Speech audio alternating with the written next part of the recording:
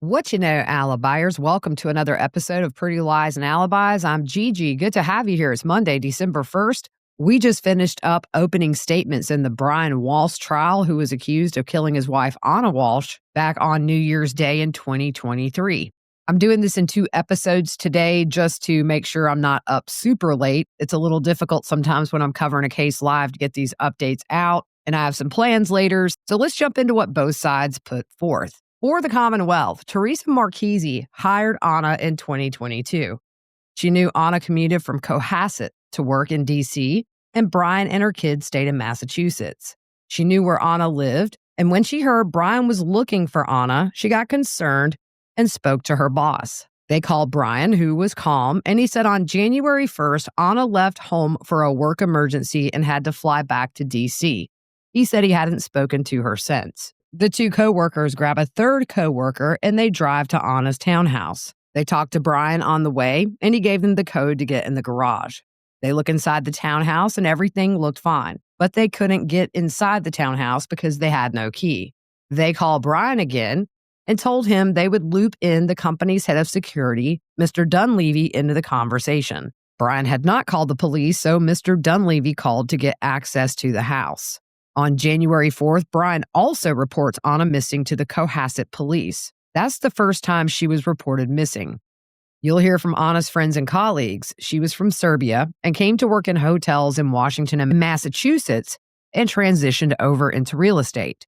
She ran the first company she worked for, but she got her dream job, making a lot more money. She bought the townhouse in Washington, D.C., and expected her family to join her there. Brian stayed in Massachusetts with the kids because he had pled guilty to fraud in Boston, but had not been sentenced. He owed $400,000 in restitution, but Anna was the breadwinner. When they bought the townhouse, Anna was introduced to Mr. Fausto, who she became romantic with. In November 2022, Anna flew to Serbia to visit her sick mom, and Mr. Fausto joined her in Ireland. She then went to Serbia and missed Thanksgiving with Brian and the children. Christmas Eve, Anna went to dinner with Mr. Fausto and another couple, and she spent the night. She was supposed to get a flight out Christmas Day, but couldn't. So she had to drive from D.C. to Massachusetts and missed most of Christmas Day with Brian and the kids. She flew back to D.C. on December 29th. Anna had dinner with a friend who said she was unusually tired and emotional. Anna went back to Massachusetts on December 30th and was supposed to return to D.C. January 3rd. They had a friend over on New Year's Eve, and he arrived around 8:30. They shared champagne, and they were looking forward to the new year. Brian told their friend he lost their phone but felt free because of it. The friend left their home at 1:30 in the morning, and there was no mention of a work emergency by Anna. January 4th, after Mr. Dunleavy called the police department, they dispatched an officer to talk to Brian at the home. He met them outside and told the officer Anna left January 1st. She took an Uber or Lyft to the airport to fly to Washington for a work emergency. Police started looking into Uber and Lyft and also started pinging her phone. The last time her phone interacted with the network was shortly after 3 a.m. on January 2nd, and the phone was in the area of the Walshe home. Detective Schmidt was investigating the case. He and another officer went to interview Brian, which was recorded. Brian talks about Anna commuting. He mentioned there were issues with this federal case and also said their friend came over New Year's Eve. He told police Anna had to leave January 1st. He described Anna's clothing as blue-gray hunter boots, a black jacket, and a watch. Additional resources were called in, and on January 5th, investigators searched the woods near the family home. On January 6th, additional resources were called in, including the state police, to help search. Brian was interviewed on January 6th, 7th, and the 8th, and those interviews were recorded. Brian said they were happily married. There were no suspicions of affairs. Anna had her dream job, and he said he took no salary that year from his consulting company, and he mentioned the restitution he was required to pay in the art fraud case was causing stress on his marriage, and he may have to go to jail. The biggest problem was that they were apart, and her job caused her to miss Christmas Eve and most of Christmas Day with the family. Her sick mother caused her to miss Thanksgiving. Brian said he didn't want to argue with her about missing New Year's Day. You'll see financial records showing she had approximately $200,000 in investments, and she had large life insurance policies, and Brian was the beneficiary. You'll hear from two digital forensic experts in this case. They examined a MacBook, iPads, and cell phones from the Walshe house. They'll explain on Christmas Day, when Anna missed the holidays, Brian's cell phone looked up her lover on the internet. December 27th, a MacBook with Brian's Apple ID logged in. Between 8:30 and 9, researched best strategies and state to divorce for a man, as well as DC divorce laws. December 29th, his cell phone was researching buildings that Anna managed. The internet history of the MacBook shows beginning on January 1st at 4:50 a.m., there was a search, best way to dispose of a body. 6:24 a.m., how long for someone missing to inherit? Can you throw away body parts? How long does DNA last? Is it possible to clean DNA off a knife? 30 minutes later, disposal of a cell phone. 10:28 a.m., I am the user of my wife's credit card. She is missing. 11:28 a.m., the best way to dispose of body parts after a murder. Trooper Golrino will explain the searches and the websites were about cleaning blood with peroxide and ammonia, and a website visited was, want to get away with murder? Use a special detergent. This search activity went into January 2nd. How long does Lowe's keep security footage? How to dispose of a body. Can you be charged with murder with no body? Brian says his phone was missing and not found until January 2nd. It had been connected to a power source and had been unlocked 4 times using biometrics or passcodes. Location data shows the phone remained in the home until January 2nd, but there was another phone which belonged to one of the children. Location data shows that phone traveled to Walgreens, a liquor store, his mom's house, CVS, a Lowe's, and a Stop and Shop. You'll see the surveillance video where at Walgreens he buys Band-Aids and antibiotic ointment. At CVS he buys hydrogen peroxide. At the Stop and Shop he buys ammonia. At Lowe's he buys more than $400 worth of cleaning supplies, paying cash.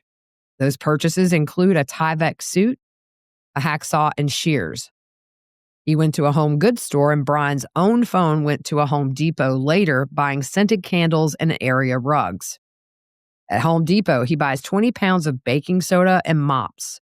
January 3rd, his phone is at an apartment complex and surveillance shows a man going to a dumpster. January 5th, Brian is at dumpsters near his mom's, and later that night, he was interviewed by police. On January 9th, police went to where the dumpsters were located and brought those to a facility to be searched. They found boots, Anna's COVID vaccine card, rugs, a Tyvek suit, a hammer, shears, snips, a hatchet, and a hacksaw. These items were sent to a lab, and some of those items had Anna and Brian's DNA on them. Anna's DNA was on a pair of gloves, a hatchet, and a hacksaw. When their friend left at 1:30 a.m. on New Year's Day, Anna was alive and with Brian, but no one saw her since Brian said she left on January 1st. The Commonwealth asked the jurors to pay attention to the time of certain events and to bring their common sense. And they say, at the very end of the trial, we will come back and ask you find him guilty. And the defense was up. Brian went to Lowe's and Home Depot and bought tools. And beginning at 4:54 a.m. begins a frantic and tragic search. You'll hear evidence those searches went from how to dispose of a body to even darker searches as he struggled with the fact Anna was dead. January 1st, 2023, their friend Jim Mutlow left between 1 and 1:30 a.m. Anna and Brian continued to celebrate. They went to the bedroom. An hour later, you'll hear Brian got up and went downstairs to clean the kitchen. You'll see evidence he looked at his email, and he returned to the bedroom intending to crawl in bed with Anna. But when he got in bed, he sensed something was wrong, so he nudged her. She didn't respond. Nudged again, no response. He nudged her so hard in a panic response that she rolled off the bed.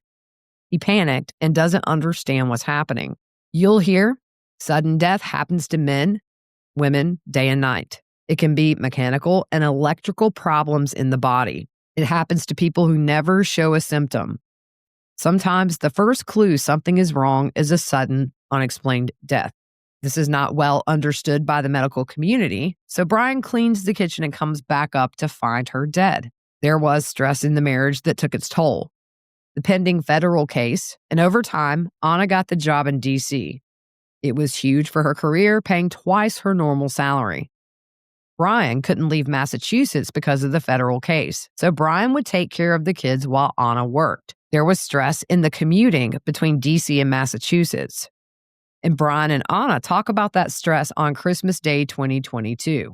And there was an affair.